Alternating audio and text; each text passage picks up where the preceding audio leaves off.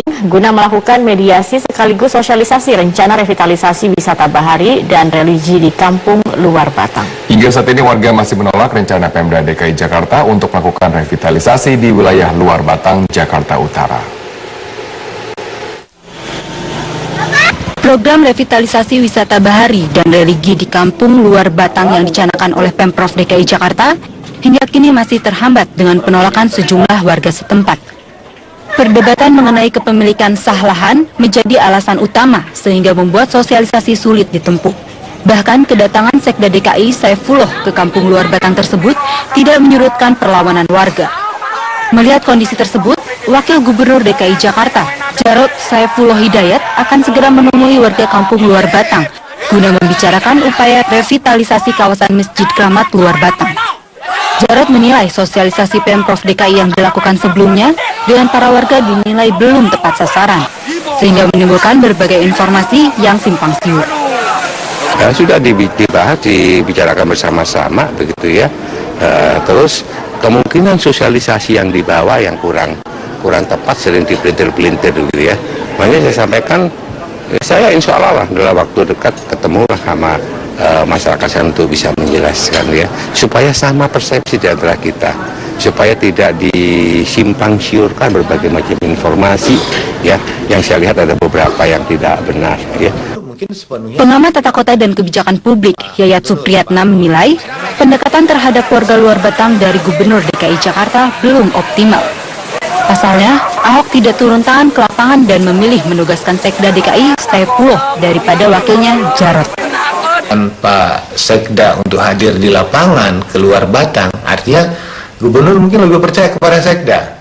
Dalam konteks apa? Sekda adalah aparat PNS lah, artinya posisi Sekda sebagai orang yang lebih dipercaya oleh Pak Gubernur, karena sekali lagi mungkin lebih enak nyuruh Sekda dibandingkan nyuruh Pak Wagub ya kan. Saat ini Pemprov DKI Jakarta tengah menyiapkan rusunawa dan melakukan pendataan terhadap sejumlah warga luar Batang yang bersedia direlokasi. Persiapan tersebut tetap dilakukan meski belum ada rencana pasti tentang jadwal penertiban kawasan kampung luar Batang, termasuk belum adanya pemberian surat peringatan kepada warga setempat. Dari Jakarta, Tim Liputan Metro TV.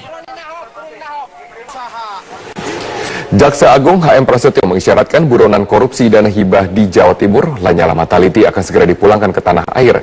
Indikasi ini muncul setelah paspor Ketua Umum PSSI tersebut habis pada bulan ini. Meski belum dapat dikonfirmasi mengenai kebenarannya, Jaksa Agung HM Prasetyo telah mengisyaratkan akan segera menangkap buronan kasus korupsi dana hibah di Jawa Timur, Lanyala Mataliti. Seperti yang telah diperkirakan, Lanyala Mataliti kini masih berada di Singapura. Sesuai dengan catatan yang dimiliki pihak imigrasi, paspor Lanyala telah habis masa berlakunya pada awal bulan Mei ini. Selain itu, melalui permintaan pihak Kejati Jawa Timur, Kemenkumham juga telah mencabut paspor yang dimiliki Lanyala Mataliti. Update Lanyala Pak, ada Pak? Kita tunggu. Anda boleh lihat sehari dua hari ini seperti apa? Ya? Ya? Posisinya Pak? Konon begitu. Tapi masih terpantau ya Pak? Ya, terpantau. Tunggu aja deh, tunggu. Lihat aja sehari dua hari ini ya. Nanti Hari dua hari yakin Pak ya? Proses hukum Ketua Kadin Jawa Timur yang juga Ketua PSSI Lanyala Mataliti atas dugaan korupsi dana hibah dan bansos Kadin Jawa Timur cukup alot.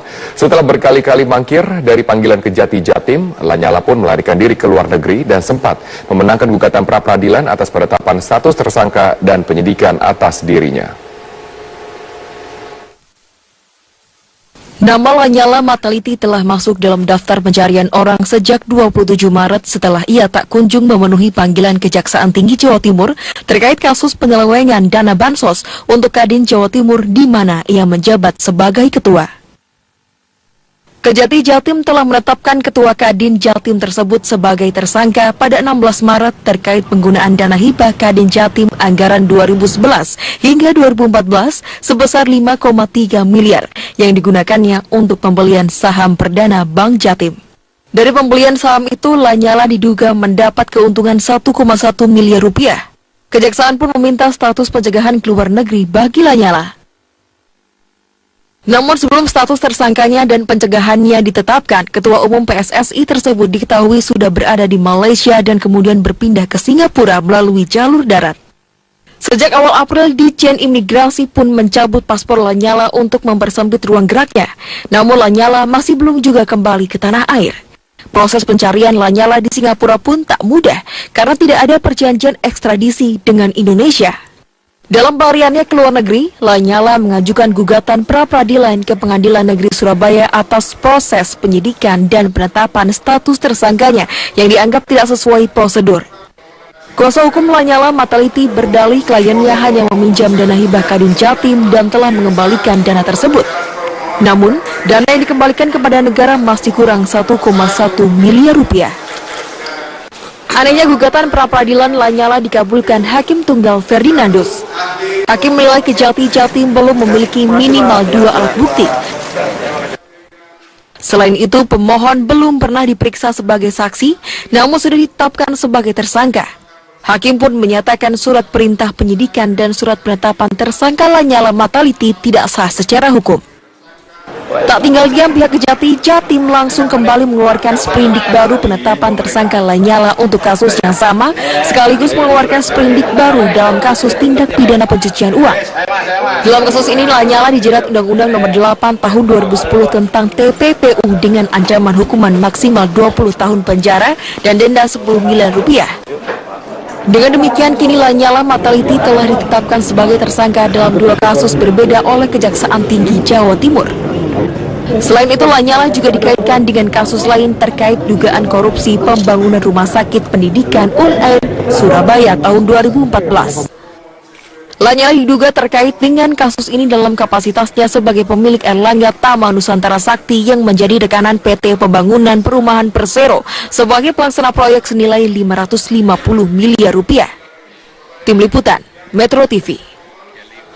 Untuk mengantisipasi kejadian perompakan dan penyanderaan tidak kembali terjadi di wilayah Laut Filipina, Indonesia menjadi tuan rumah untuk pertemuan trilateral dengan 3 negara. Pertemuan menghasilkan 4 poin kesepakatan. Dengan kerjasama yang ada diharapkan tingkat kejahatan di kawasan Laut Filipina dapat ditekan.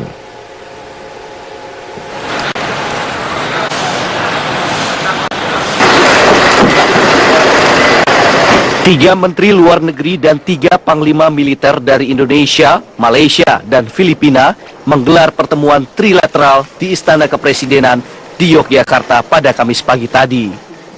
Dalam pertemuan itu, ketiga negara menyepakati 4 poin kerjasama.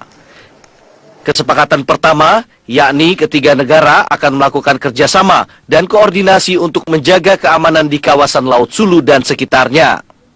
Kedua, ketiga negara sepakat untuk saling memberi bantuan jika ada orang ataupun kapal yang sedang dalam kondisi darurat atau perlu bantuan. Kesepakatan ketiga akan membentuk National Focal Point untuk memfasilitasi pembagian informasi, baik informasi keamanan maupun intelijen untuk menyikapi situasi darurat. Dan terakhir yang tak kalah penting, kedepannya akan dibuat hotline untuk mempercepat respon dari otoritas setempat saat ada situasi darurat. Namun terkait detail poin kerjasama tersebut kini masih dalam proses pembahasan ketiga negara. Menteri Luar Negeri menegaskan bahwa kesepakatan ini juga merupakan pesan politik bagi dunia internasional bahwa ASEAN mampu menjaga kestabilan keamanan kawasan. Dan ini juga merupakan satu political message, pesan politik yang sangat penting bagi kita dan bagi kawasan serta bagi dunia bahwa ketiga negara yang directly affected dengan tantangan yang terjadi di wilayah tersebut dapat segera melakukan pertemuan dan merespon secara bersama tantangan-tantangan tersebut. Pengamat hubungan internasional Hikmahanto Juwana mengingatkan agar pemerintah Indonesia berhati-hati terhadap beberapa poin kesepakatan. Di antaranya jangan sampai keterlibatan militer Indonesia dianggap ikut memerangi kelompok pemberontak Filipina karena proses pembebasan 10 WNI beberapa waktu lalu bukan menggunakan pendekatan militer. Kaitannya dengan keberadaan dari TNI kita, kalau mereka mau melakukan patroli bersama, yaitu jangan menggunakan kekerasan. Ya, kenapa? kita belajar dari kemarin yang 10 warga negara kita bisa dibebaskan, itu tidak menggunakan kekerasan. Justru pendekatan kultural, pendekatan yang sifatnya tidak menggunakan kekerasan. Dengan kesepakatan ketiga negara ini, Presiden Joko Widodo berharap dapat menjaga stabilitas di kawasan, khususnya kawasan perairan Filipina, agar jalur perdagangan dan aktivitas ekonomi antar negara dapat berjalan dengan normal. Dari Yogyakarta, Dade Salampesi, Gilang Kelana, Metro TV.